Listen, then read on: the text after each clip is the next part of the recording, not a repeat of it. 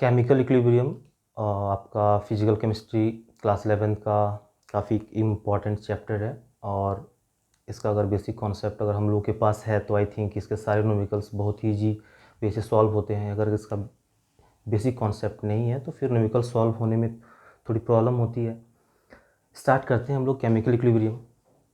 तो सबसे पहले केमिकल इक्विलिब्रियम समझने के लिए हम लोग को सबसे पहले एक कोई भी केमिकल रिएक्शन जो है वो दो कैटेगरी में कैटेगराइज्ड होता है। Number one is a irreversible, second one is a reversible.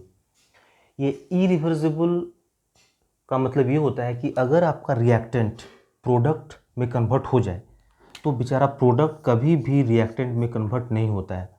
मतलब रिएक्टेंट से प्रोडक्ट जाना फॉरवर्ड कहलाता है and product to reactant backward होता है। तो इसमें बैकवर्ड प्रोसेस नहीं होता है, ऑलवेज और ओनली फॉरवर्ड प्रोसेस होता है। लेकिन अगर रिवर्सिबल रिएक्शन की बात करें हम लोग तो रिवर्सिबल में आपका forward as well as backward, मतलब reactant to product and product to reactant convert होता रहता है।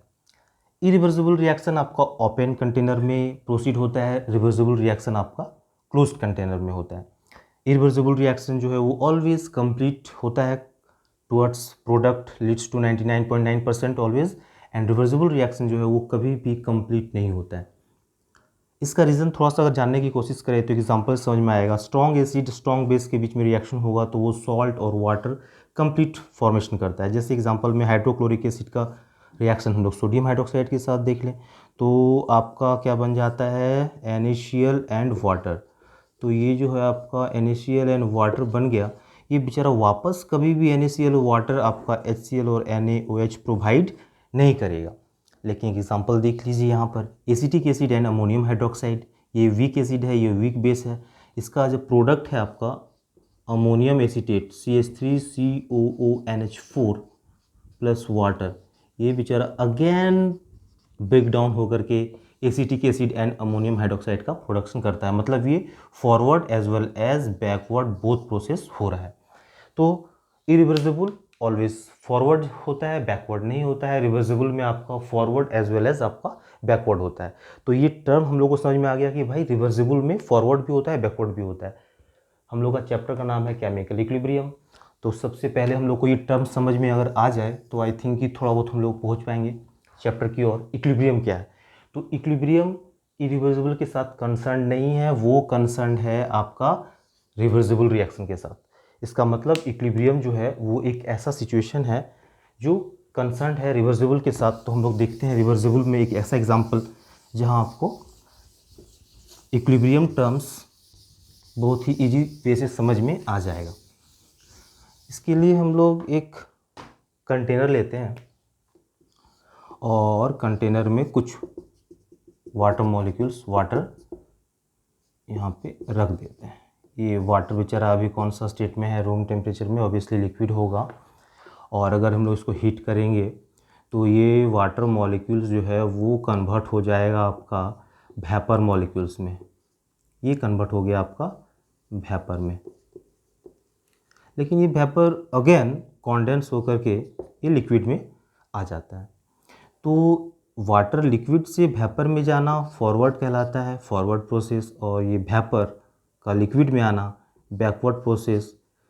और नाम अगर हम लोग बोले तो लिक्विड टू वेपर जाना vaporisation and vapour to water liquid condensation, मतलब वेपोराइजेशन एंड कंडेंसेशन।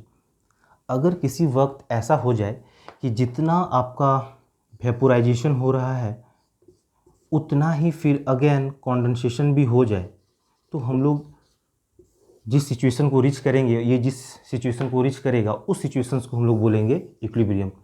अगर 10 मॉलिक्यूल्स वेपर में जा रहा है, अगेन 10 मॉलिक्यूल्स लिक्विड में आ रहा है। अगर ये ग्लास का कंटेनर है सपोज दैट, तो इसका अगर ये है वाटर का लेवल है तो ये प्रोसेस हो रहा है, आपका मूवमेंट हो रहा है मॉलिक्यूल्स का, बट ये वाटर का लेवल चेंज नहीं हो रहा है। इसका मतलब कि जितना ही वेपर जा रहा है उतना वेपर वापस आ जा रहा है, तो लेवल में कोई चेंजिंग नहीं आ रहा है। इसका मतलब ये इस सिचुएशन को रीच कर गया है। कौन सा सिचुएशन को? इक्विलिब्रियम। ना तो इसका लेवल बढ़ेगा ना तो घटेगा, क्योंकि जितना मॉलिक्यूल्स वेपर में जा रहा है सेम टू सेम उतने ही वेपर मॉलिक्यूल्स आपका लिक्विड में आ रहा है। तो इस सिचुएशंस को हम लोग कहेंगे इक्विलिब्रियम। एक और एग्जांपल से हम लोग समझ सकते हैं कुछ कर केमिकल रिएक्शंस के बारे में हम लोग आ जाएं।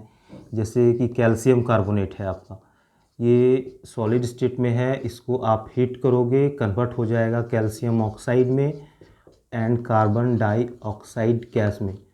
तो अगर किसी सिचुएशन में ऐसा हो कि जितना कैल्शियम कार्बोनेट आपका calcium oxide and CO2 produce कर रहा है, अगर ये अगेन रिएक्ट होकर के कैल्शियम कार्बोनेट सेम अमाउंट बना दे तो ये भी रीच कर जाएगा इक्विलिब्रियम में। तो ये एक रिवर्सिबल सिस्टम है। रिवर्सिबल में एक ऐसा कंडीशन आता है जब आपका फॉरवर्ड और बैकवर्ड प्रोसेस काउंटर बैलेंस कर देता है, और इस सिचुएशन को हम लोग बोलते हैं इक्विलिब्रियम। इक्विलिब्रियम का कुछ कैटेगरी भी है, कैसा कैसा हो सकता है। जैसे यहाँ पे देख ली, फिजिकली बात करें तो कोई सॉलिड चीज़ गैस के साथ इक्विलिब्रियम में आ रहा है, यहाँ पे लिक्विड चीज़ वेपर के साथ आ रहा है। तो इस तरह से इक्विलिब्रियम को हम लोग क्लासीफाई कर सकते हैं। इक्विलिब्रियम को क्लासीफाई करें हम लोग तो एक क्लासिफिकेशन हम लोग दे सकते हैं सबसे पहले कि एक इक्विलिब्रियम होता है आपका static and second one is the dynamic. ये बहुत इंपॉर्टेंट है ये टर्म। स्टैटिक का मतलब होता है बिल्कुल रुका हुआ, डायनेमिक का मतलब होता है मोशन, मतलब कोई चीज़ मोशन में है। जैसे सपोज दैट कोई कमरा है, उसमें एक पर्सन है, वो बेचारा बैठा हुआ है, 1 घंटे के बाद ये बेचारा मूव नहीं कर रहा, कोई यहाँ भी दरवाज़ा है, यहाँ भी दरवाज़ा है, कोई आ भी नहीं रहा है, कोई जा भी नहीं रहा है। 1 घंटे के बाद एक पर्सन है तो 1 घंटे के बाद भी एक ही पर्सन मिलेगा। लेकिन सपोज दैट यहाँ पर एक पर्सन है और गेट भी बना हुआ है, और यहाँ से एक पर्सन इस गेट से इंटर कर जाता है, फिर अगले ही वक्त इस गेट से फिर एक पर्सन बाहर चला आता है। ये पहले से ही बैठा हुआ है, एक ये एंट्री करता है, फिर ये बाहर जाता है। अगर ये प्रोसेस होता जाए, मतलब ये एंट्री भी ले और ये आउट भी जाए तो आपको 1 घंटे के बाद क्या मिलेगा? मतलब ये तो प्रोसेस तो हो रहा है, आपका मोशन में तो है, लेकिन पहले भी एक पर्सन है, क्योंकि एक आ रहा है और फिर यहाँ से एक पर्सन जो है वो आपका बाहर चला जा रहा है। तो जैसे ही ये आया, ये चला गया, एक पर्सन यहाँ पे रह गया, मतलब प्रोसेस मोशन में है, 1 घंटे के बाद भी एक ही पर्सन मिलेगा, तो इसको हम लोग बोलेंगे डायनेमिक इक्विलिब्रियम। और अगर ये रुका हुआ है, बेचारा मोशन में नहीं है, तो उसको हम लोग बोलेंगे स्टैटिक इक्विलिब्रियम। हम लोग यहाँ पे स्टडी करने जाएंगे, आपका मोशन पे होना चाहिए, मतलब रिएक्टेंट प्रोडक्ट और प्रोडक्ट जो है रिएक्टेंट में कन्वर्ट होते रहे, ऐसे सिचुएशन को हम लोग बोलते हैं डायनेमिक इक्विलिब्रियम। अगेन इस इक्विलिब्रियम को अगर क्लासीफाई किया जाए तो क्लासिफिकेशन में जो है वो आगे आता है आपका physical equilibrium and chemical equilibrium. Chapter का नाम थोड़ा सा आया तो अच्छा लग रहा है, physical equilibrium and chemical equilibrium. Physical में ऑब्वियसली फिजिकल स्टेट की बात आएगी, जैसे कि आपका एक सॉलिड जो है वो लिक्विड के साथ इक्विलिब्रियम में हो, अगर लिक्विड आपका गैस के साथ हो एंड सॉलिड आपका गैस के साथ हो एट्सेट्रा। जैसे सपोज दैट आपका वो आइस है, वो आपका वाटर के साथ इक्विलिब्रियम पे हो, वाटर है लिक्विड स्टेट में, वो अपने वेपर स्टेट के साथ अगर आपका इक्विलिब्रियम में हो। कोई सॉलिड है, जैसे कि एग्जांपल में ले लीजिए आयोडीन है, ये अपना आयोडीन वेपर के साथ गैसियस स्टेट में इक्विलिब्रियम में हो, तो हम लोग बोलेंगे ये सॉलिड टू गैस का एक फिजिकल इक्विलिब्रियम में उसका एग्जांपल बनता है। केमिकल इक्विलिब्रियम, जैसे एग्जांपल लीजिए कि नाइट्रोजन जो है वो हाइड्रोजन के साथ रिएक्ट करके कौन सा गैस बनाता है? अमोनिया। ये बन गया आपका अमोनिया। तो यहाँ पे केमिकल रिएक्शन हो रहा है नाइट्रोजन एंड हाइड्रोजन के बीच में और अमोनिया बन रहा है, फिर अगेन अमोनिया ब्रेक डाउन करके नाइट्रोजन एंड हाइड्रोजन बना रहा है। तो इस तरह से और भी बहुत सारे एग्जांपल्स आएंगे आगे चल करके, हम लोग देखेंगे। जैसे हाइड्रोजन है एंड आयोडीन है, तो इनके बीच में रिएक्शन होकर के जैसे बन गया आपका हाइड्रोजन आयोडाइड। तो ये सारे एग्जांपल्स आएंगे आपका केमिकल इक्विलिब्रियम में। नाउ अब इसको अगर हम लोग सीखना चाहें आगे कि केमिकल इक्विलिब्रियम, हम लोग को रिएक्शन समझ में आ गया, इरिवर्सिबल, रिवर्सिबल, इसके बाद फिर हम लोग का जो है वो स्टैटिक इक्विलिब्रियम, डायनेमिक इक्विलिब्रियम, फिर इक्विलिब्रियम जो है वो फिजिकल एंड केमिकल इक्विलिब्रियम। अब हम लोग आ जाते हैं कि कोई भी केमिकल रिएक्शन जो है एक एग्जांपल लेके सीखते हैं आगे क्या पढ़ना है हम लोग को। एक टर्म्स है आपका law of mass action, law of mass action. एक एग्जांपल ले लीजिए आप लोग, जैसे रिएक्टेंट ए है, प्रोडक्ट बी है, इसमें दोनों का कोफिशिएंट 1 है, तो 1 mole of A react itself produces 1 mole of B. एक एग्जांपल और ले लेते हैं, suppose that 2 moles of A leads to formation of 3 moles of B. ये रिएक्शन रिवर्सिबल है, ये साइन आपको इंडिकेट कर रहा है ये रिवर्सिबल है। अगर हम लोग ए टू बी, इसका मतलब है ये आपका फॉरवर्ड रिएक्शन है, और अगर बी टू ए की बात करें तो ये आपका बैकवर्ड रिएक्शन है। According to law of mass action क्या कहा जाता है कि रेट ऑफ रिएक्शन, जैसे ये हो गया आपका फॉरवर्ड रेट, ये हो गया आपका बैकवर्ड रेट, तो जो रेट ऑफ रिएक्शन है वो directly proportional to the concentration of reactant to the power of their coefficient. तो जैसे हम लोग अगर बात करें, rate of forward reaction is directly proportional to the concentration of reactant. तो यहाँ पे इस रिएक्शंस के लिए हम लोग अगर यूज़ करें तो रिएक्टेंट ये है, प्रोडक्ट ये है, अगर इस रिएक्शन के लिए यूज़ करेंगे तो ये रिएक्टेंट होगा, ये प्रोडक्ट होगा। कोफिशिएंट 1 है, 1 लिखने की ज़रूरत नहीं है। प्रोपोर्शनल हटेगा, एक कांस्टेंट आएगा, एक कांस्टेंट आएगा जिसे हम लोग बोलते हैं फॉरवर्ड रेट कांस्टेंट, ये हो गया आपका ए। सिमिलरली अगर इसके लिए अप्लाई करेंगे तो rate of backward is equal to backward rate constant and concentration of B. तो इस रिएक्शन के लिए यूज़ करेंगे तो रिएक्टेंट ये होगा, तो बैकवर्ड के लिए इक्वल टू के बी ये। अब हम लोग एट इक्विलिब्रियम में क्या जानते हैं कि भाई जितना रेट से ए बी बन रहा होगा सेम रेट से आपका बी ए भी बना रहा होगा, तो R F and are B को इक्वल कर दीजिए।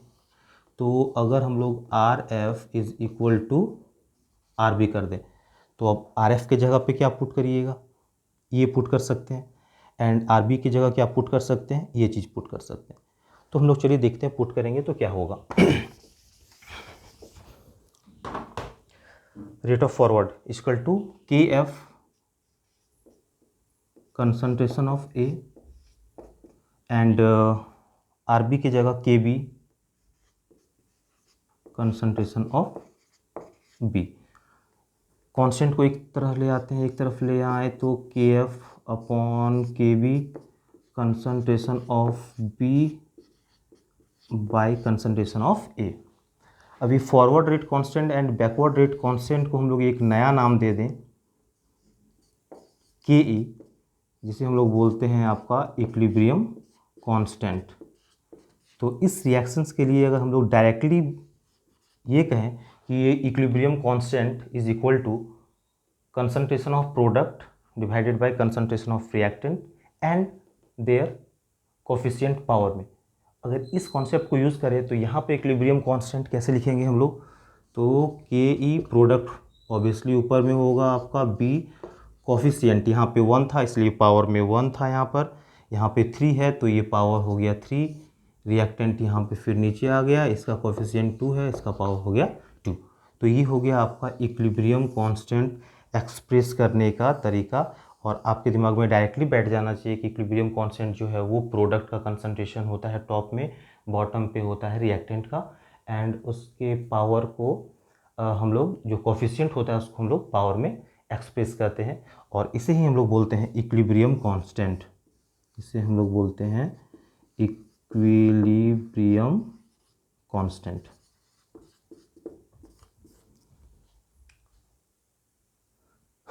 थोड़ा सा इसको देखिए। अब आई थिंक ये आप लोग समझ पा रहे होंगे, ये रिएक्शंस हम लोग ने दो लिया, अलग अलग रिएक्शन में कोफिशिएंट और भी हो सकता है, प्रोडक्ट भी ज़्यादा हो सकता है, प्रोडक्ट ज़्यादा होगा तो उसके अकॉर्डिंगली हम लोग और भी ज़्यादा एक्सप्रेस कर सकते हैं। ठीक है, चलिए देखते हैं आगे। और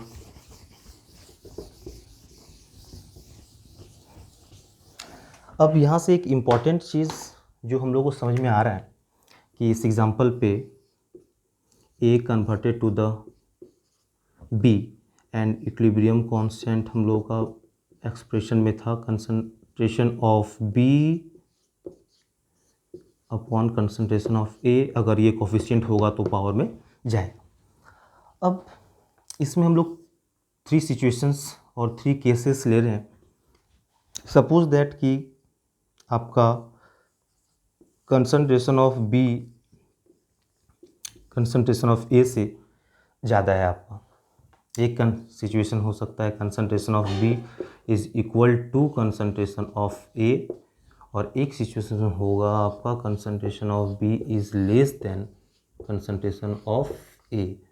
इसका मतलब हम ये बोलना चाह रहे हैं यहाँ पर कि अगर इक्विलिब्रियम पे जब ये अटेंड कर जाता है तो प्रोडक्ट का अमाउंट, प्रोडक्ट का कंसंट्रेशन रिएक्टेंट से ज़्यादा है। सपोज दैट ये 10 है, ये 5 है। सपोज दैट ये आपका 10 है, ये आपका 5 है, तो हम लोग बोलेंगे कि भाई प्रोडक्ट ज़्यादा है, रिएक्टेंट कम है। लेकिन इसका रिवर्स एक एग्जांपल ऐसे ले सकते हैं हम लोग, अगर ये 10 है, ये 10 है, मतलब दोनों ही कंसंट्रेशन आपस में इक्वल है, और एक रिवर्स हो जाएगा, ये 5 और ये 10, मतलब रिएक्टेंट ज़्यादा है, प्रोडक्ट कम है। मतलब ये 3 सिचुएशंस में हम लोग का क्या क्या इक्विलिब्रियम कांस्टेंट का वैल्यू होगा।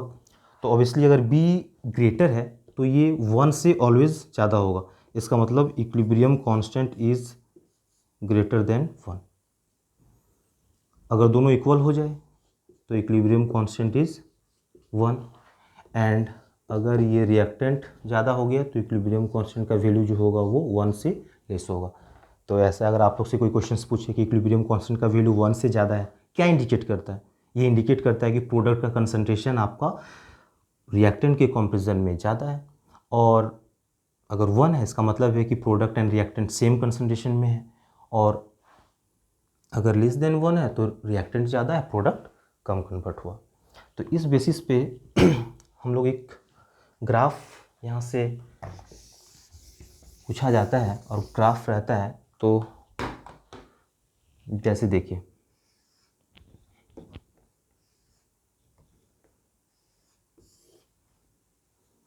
ये हो गया आपका concentration of reactant and concentration of product. Obviously कोई भी केमिकल रिएक्शन स्टार्ट होता है तो प्रोडक्ट उस वक्त 0 रहता है एंड रिएक्टेंट आपका हाई रहता है। तो ये रिएक्टेंट के लिए, ये है आपका प्रोडक्ट के लिए। तो पहले वाले सिचुएशंस में ये बोल रहा है कि प्रोडक्ट आपका ज़्यादा है, प्रोडक्ट ज़्यादा है। तो चलिए हम लोग यहाँ पे रिएक्टेंट को A कर लें एंड प्रोडक्ट को B कर लें। तो B आपका ज़्यादा है तो ऑब्वियसली धीरे धीरे आपका रिएक्टेंट जो है वो कम होना शुरू होगा, और प्रोडक्ट धीरे धीरे बढ़ना शुरू होगा, और एक ऐसा टाइम आएगा जब इसके बाद से ये चीज़ आपका फ्लैट हो जाएगा, चेंज नहीं हो रहा है, ये भी आपका चेंज नहीं हो रहा है। तो इस पॉइंट को हम लोग बोलेंगे आपका इक्विलिब्रियम, जिसके बाद आपका किसी रिएक्टेंट या प्रोडक्ट का जो कंसंट्रेशन है वो चेंज नहीं हो रहा है। तो ये हो गया कंसंट्रेशन ऑफ B एंड ये हो गया concentration of A। Equilibrium reach हो चुका है और इक्विलिब्रियम पे B का कंसंट्रेशन A के कंपैरिजन में ज़्यादा है। तो ये ग्राफ इंडिकेट कर रहा है कि प्रोडक्ट ज़्यादा है, रिएक्टेंट कम है। ये सिचुएशन कैसा होगा? चलिए ये सिचुएशंस को हम लोग ऐसे समझ सकते हैं कि दोनों ही आपस में आकर के इक्वल हो गया, मतलब वैल्यू जो है वो इक्वल हो गया। तो ये आपका कंसंट्रेशन ऑफ A और कंसंट्रेशन ऑफ B जो है वो दोनों ही इक्वल हो गया, एक लाइन पे हो गया, वैल्यू भी एक हो गया। एंड थर्ड वन कैसा होगा? थर्ड वन होगा आपका रिवर्स। ये आपका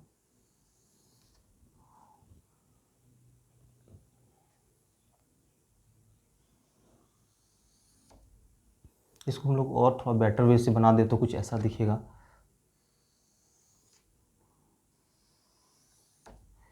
किसी एक पॉइंट पे ले लीजिए कि इसका वैल्यू ये यहाँ से फ्लैट हो गया, तो ये हो गया आपका ऑब्वियसली A रिएक्टेंट था और ये B प्रोडक्ट था। इक्विलिब्रियम रीच हो चुका है इस पॉइंट पे, इसका बाद वैल्यू चेंज नहीं हो रहा है, but concentration of A is greater than B, मतलब इक्विलिब्रियम कांस्टेंट का वैल्यू लेस देन 1। ये 3 ग्राफ्स इन 3 वैल्यूज़ को रिप्रेजेंट कर रहा है। तो ये एक बहुत ही अच्छा ग्राफ है, आप इसको समझने की कोशिश करिए, नोट कर सकते हैं।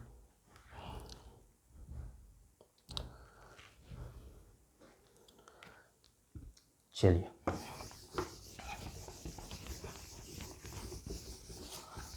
अब अगला जो इम्पोर्टेंट चीज़ है वो है आपका एक्सप्रेशन ऑफ इक्विलिब्रियम कांस्टेंट। ये बहुत इम्पोर्टेंट है, यहाँ से क्वेश्चंस पूछे जाते हैं। एक्सप्रेशन ऑफ इक्विलिब्रियम कांस्टेंट, चलिए एग्जांपल लें हम लोग। जैसे कि आपका nitrogen gas reacts with hydrogen gas leads to formation of ammonia. इसके 1 मोल्स यूज होते हैं, इनके 3 मोल्स और इसके 2 मोल्स प्रोड्यूस होते हैं। तो इसका जो इक्विलिब्रियम कांस्टेंट होगा, अगर कंसंट्रेशंस के टर्म में हो तो इसे हम लोग केसी कहते हैं, और अगर पार्शियल प्रेशर के टर्म्स में हो तो इसे हम लोग केपी कहते हैं। तो ऑब्वियसली क्योंकि हम लोग अभी कंसंट्रेशन की बात कर रहे हैं तो इक्विलिब्रियम कांस्टेंट लिख सकते हैं और केसी लिख सकते हैं। प्रोडक्ट का कंसंट्रेशन, प्रोडक्ट अमोनिया है, यहाँ पे लिख दिए अमोनिया, और कोफिशिएंट को उसके पावर में रख दीजिए, 2 है। नाइट्रोजन, हाइड्रोजन का कोफिशिएंट 3 है, पुट कर दिए। ये हो गया इसका इक्विलिब्रियम कांस्टेंट का एक्सप्रेशन। और भी एग्जांपल ले सकते हैं, तो एक इम्पॉर्टेंट ले लें, ये एग्जांपल हम लोग ऑलरेडी डिस्कस किए थे कि कैल्शियम कार्बोनेट जो है वो ब्रेक डाउन होकर calcium oxide and carbon dioxide gas का फॉर्मेशन करता है। तो इसका एक्सप्रेशन कैसे करेंगे, तो अभी जैसा आपको सिखाए हैं, तो आप बोलोगे सर इक्विलिब्रियम कांस्टेंट में प्रोडक्ट को ऊपर रखते हैं, तो आप लिखोगे कैल्शियम ऑक्साइड, आप लिखोगे CO2 एंड रिएक्टेंट को बॉटम पे कैल्शियम कार्बोनेट। लेकिन अब आपको यहाँ से ये लिखने के बाद इसको ऐसे कट कर दीजिए। अब आप बोलोगे सर आप अभी जस्ट ऐसा लिखे और इसके लिए जब लिख रहे हो तो आप उसको बोल रहे हो कट, तो इसमें डिफरेंस क्या है? हम आपको बताना चाह रहे हैं कि यहाँ पे रिएक्टेंट जो है वो है सारे के सारे गैसियस फेज में है, बट आप यहाँ पे देखो ये सॉलिड है, ये सॉलिड है, और ये इकलौता बेचारा गैस है। तो एक्सप्रेशन में आप लोग नोट करके इसको लिख लीजिए कि एक्सप्रेशंस में क्या होता है कि अगर आपके पास कोई भी रिएक्टेंट या प्रोडक्ट सॉलिड फेज में है, या कोई चीज़ आपका प्योर लिक्विड है, या एक चीज़ और हम लोग लेते हैं कोई सॉल्वेंट ही यूज़ हुआ है कहीं पर, तो इनका कंसंट्रेशन जो है वो वेरी नहीं होता है, वो कांस्टेंट होता है। हम लोग उसके वैल्यू को 1 लेते हैं। थोड़ा सा शॉर्ट अगर आपको बता दें कि कंसंट्रेशन जो है वो मोल और वॉल्यूम का रेशियो है, तो सपोज दैट मेरे पास एक सॉलिड पार्ट है, इसका मोल n है और वॉल्यूम जो है वो v है, तो कंसंट्रेशन क्या होगा आपका n/v। अब ये केमिकल रिएक्शन में हाफ यूज़ हो गया, तो हाफ का हाफ मोल्स कितना होगा भाई n/2, क्योंकि हाफ यूज़ हो गया, वॉल्यूम भी इसका हाफ होगा v/2। यहाँ पे कंसंट्रेशन निकालिए, तो n/2/v/2, ये 2 और 2 कैंसिल, n/v इज़ कांस्टेंट, मतलब solid, pure liquid and solvent, इनका कंसंट्रेशन चेंज नहीं होता है, इसलिए उसके वैल्यू पर हम लोग 1 लिखते हैं। तो इस रिएक्शंस के लिए एक्सप्रेशन कैसा होगा, तो एक्सप्रेशंस में या तो इन दोनों को हटा दीजिए क्योंकि सॉलिड वाला चीज़ हम लोग नहीं लिखते हैं, तो सिर्फ होगा आपका एक्सप्रेशन में Kc equal to concentration of CO2। इस तरह से आप एक्सप्रेशन जो है वो लिख सकते हैं। बहुत सारे एग्जाम्पल्स हैं। तो ये आपका एक इम्पॉर्टेंट लाइन हो गया। अब इस केमिकल इक्विलिब्रियम में जो न्यूमेरिकल्स जो पार्ट है, जो काफ़ी प्रॉब्लम होता है, उसको थोड़ा सा हम एक्सप्लेन करने की कोशिश करते हैं कि कैसे सर न्यूमेरिकल्स कैसे सॉल्व होगा, कैसे स्टार्ट करें हम लोग, न्यूमेरिकल्स के बारे में कैसे सोचें, तो वो हम बताने के लिए चल रहे हैं। नोट कर लीजिए।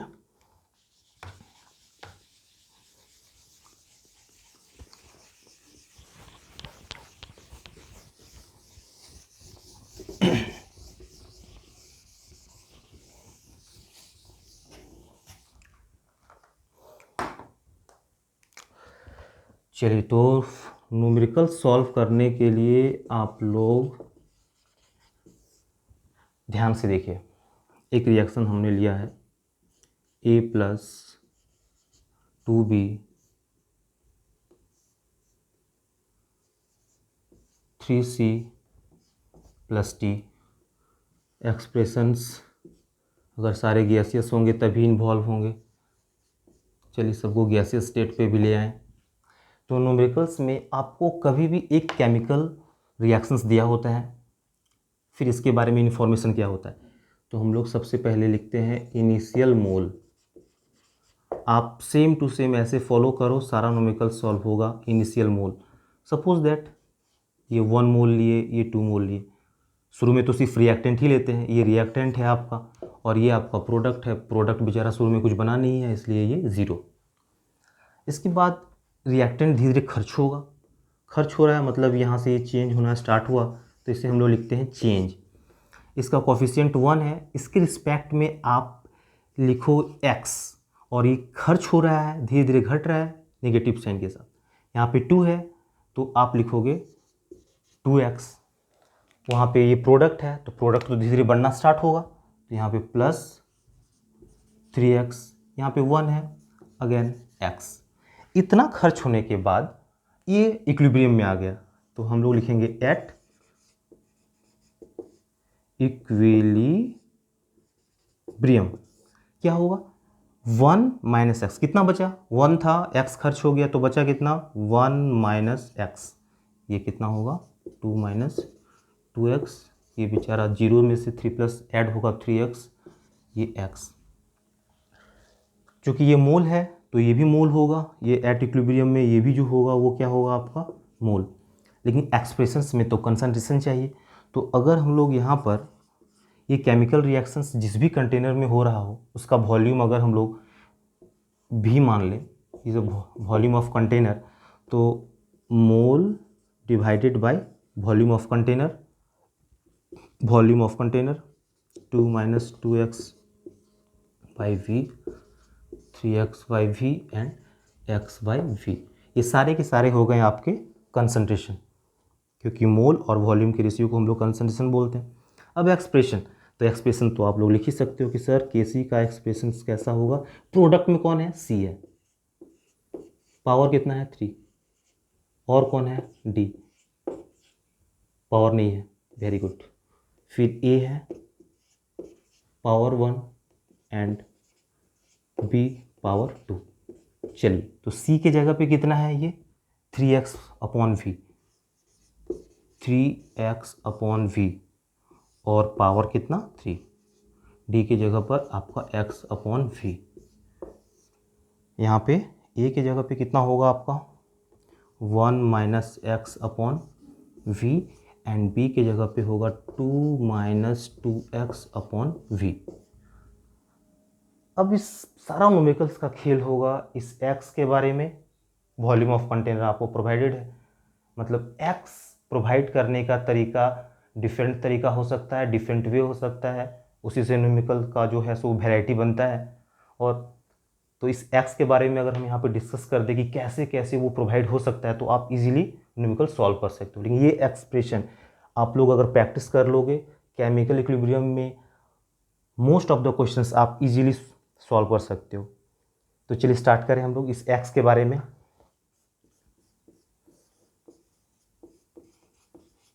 वैल्यू ऑफ x, सारा खेल इस x से रिलेटेड है।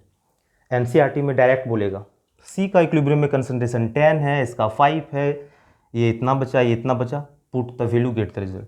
तो वो सारे न्यूमेरिकल्स उतने इंपॉर्टेंट नहीं है। चलिए, सबसे पहले ये दिया रहेगा कि आपको x जो है इतने नंबर ऑफ मोल्स हैं, ऐसा करके आपको दे नंबर ऑफ मोल्स के रूप में प्रोवाइडेड हो। नंबर 2, इतना परसेंटेज डिसोसिएशन हुआ, परसेंटेज डिसोसिएशन के रूप में वो गिवन हो सकता है।